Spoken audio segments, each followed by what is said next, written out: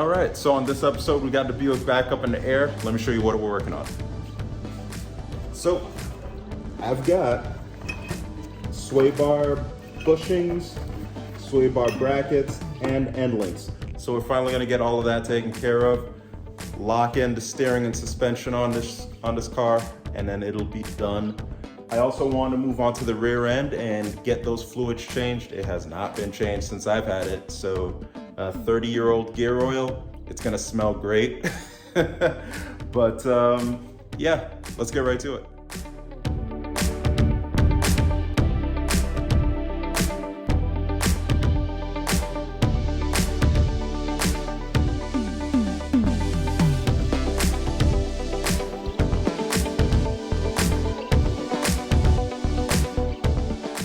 I just picked up an oil extractor off of eBay for like 120 bucks. This is one of the 20-gallon ones that you can adjust the height on, and it'll be perfect for working on whatever's on the lift.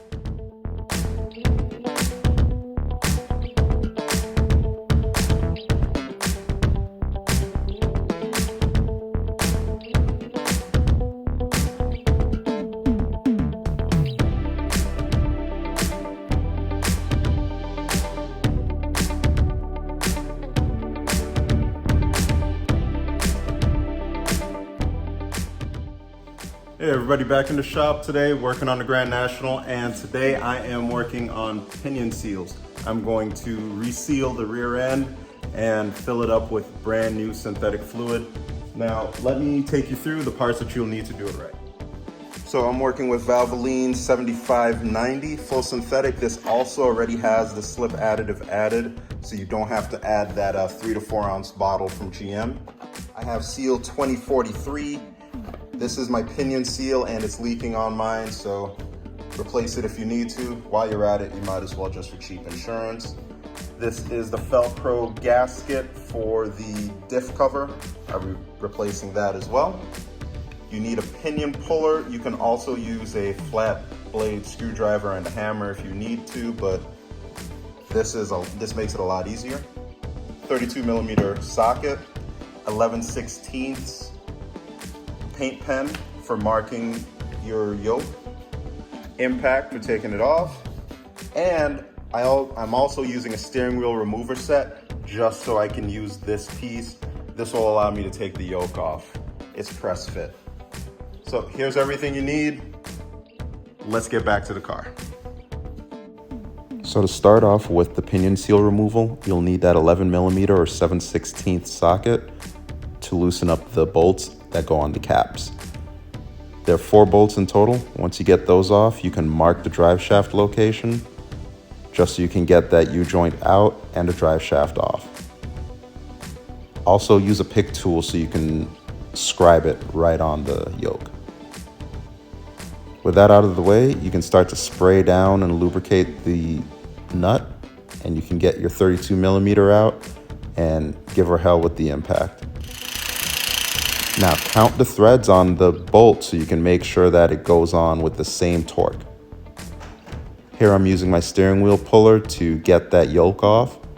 It's push fit, but it's real easy to come off. So any ratchet or power ratchet will take that right off. Once you get at it, then you can use that pinion seal removal tool to pry up and get it off. Mine just took a couple of swipes and I was able to get that right off. Now, clean off the surfaces, make sure everything is nice and neat before you start to hammer in your new seal. Grease up that seal on both sides. Get it firmly in place, and then with a wood block and hammer, evenly tap on both sides until everything looks nice and flush. Take careful attention here because you don't want to damage the seal. Once all that's looking good, I just turned attention to the rear end and I got those differential bolt covers off. There are 10 bolts in total, and I believe this one was 13 or 15mm, not sure. But loosen up the bottom ones the most so you can start to slowly drain it. And once that comes off, you'll have full access to the rear end. Yeah, that looks great. It's the consistency of mud. Let me zoom in so you all can see that a little bit closer. All right, to show you two things, this is the fluid that came out. Pretty nasty, so happy I'm changing it now. Also want to show you the magnet that came out of the cover. No metal, nothing out of the ordinary, so we're good there. So it looks like we just need to scrape off the old gasket surfaces and clean it out, get new fluid in there. All right, while I let that rear cover soak, I'm gonna clean that up. I'm gonna show you all how to refill the fluid. So on the passenger side, let me shine a little light on there. On the passenger side, you'll see this fill screw right here. I just put in a 3-inch extension, and then I'll come back with my 3/8 ratchet and unscrew that. Be a good idea to do it while you still have the front cover off so you can clean up any residual residue that pops out. I'll also spray it down before I take it off so we can get as much cleaned up on the outside as possible. There it goes.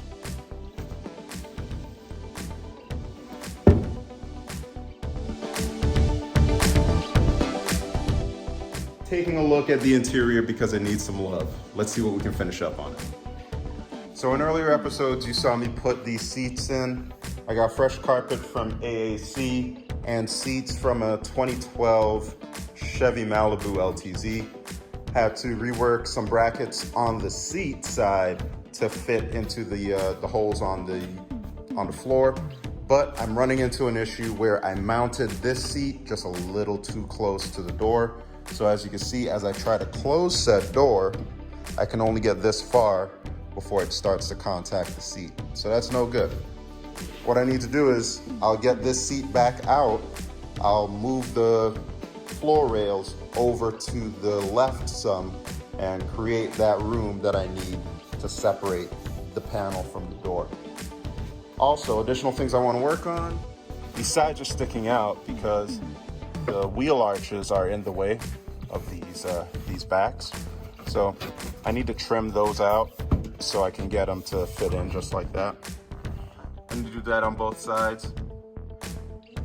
In addition to the seats, we'll also be working on the rear speakers and the shelf back there, as well as the front dash and front speakers. So watch me work.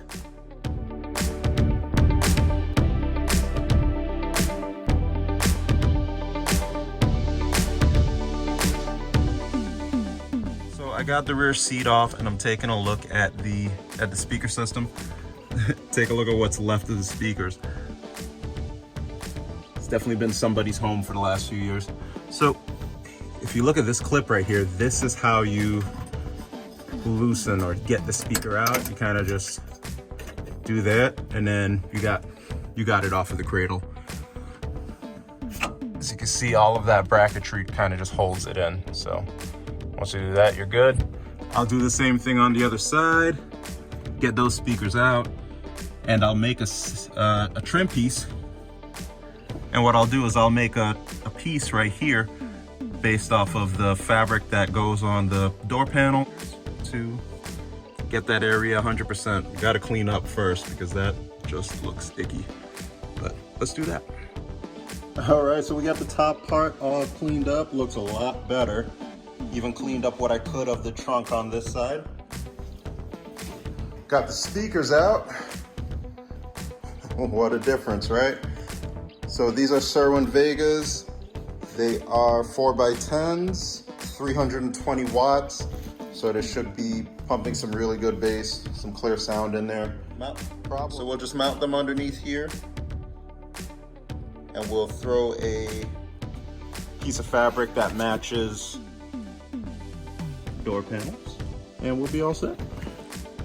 So what we have here are the ends of the seats, and we need to cut out these sections to account for the wheel arch. So let's go ahead and do that.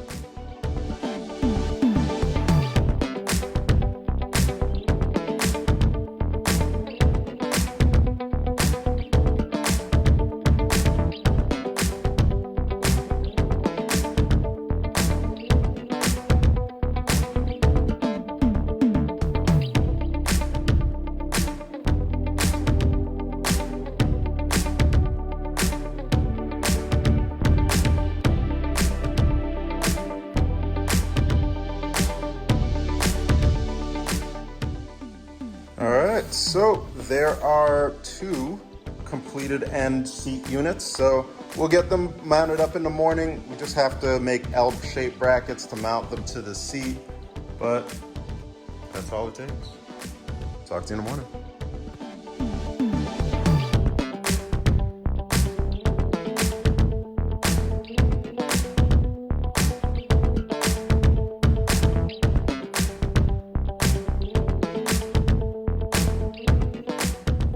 Hey everybody, so it's the next day and I started to do some work on the dashboard to take out the front speakers. Let me show you what I've got. These are the front 2 speakers right next to the windshield between that and the dashboard, and they look really rough. So I've replaced those. I've gone over to some Infinity references and they look beautiful. Take a look at those. It almost looks criminal to put these underneath the dash, but here is my dash. It looks in pretty good condition. There's a couple of light cracks in it, but totally reusable. What I'll do is I'll lightly pressure wash to get inside all of the grooves, make sure everything is nice and clean, degrease it, and then we'll spray it flat black and get it reinstalled. No additional wires needed. Thankfully, the terminals on these look very close to these, so we may be able to install them without any adapters or splicing any of the factory wiring. So we'll get started on that right now.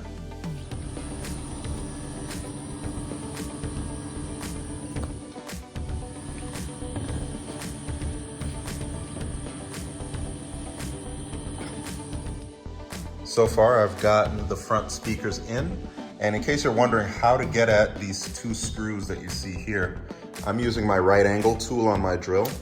And this is really handy for getting to some of those hard to reach bolts. But there's also another way you can go about it. I have a 1/4 inch, just a regular wrench, and I used some tape to apply this on there. And that's really good for getting at the one that's closer to the windshield. It's impossible to get at it without removing the windshield otherwise. So, helpful tip. I also needed to screw these in so I could paint them black so they won't stick out like sore thumbs once the dash pad is freshly painted. All right, so bolsters are in and looking great. Dash pad is in and looking great. And if you look back here, my rear deck is in, cover is in, speakers are in, everything looks great. So that's a wrap for this episode. On the next one, I am going to tackle the Astro roof. I'm gonna take care of the sunroof. I've got a few leaks going on there. It's pretty invasive, so it needs to be an episode on its own. And then we will be nearly done with the car. So stay tuned for the next one. Thanks for watching. Like, share, and subscribe. Peace.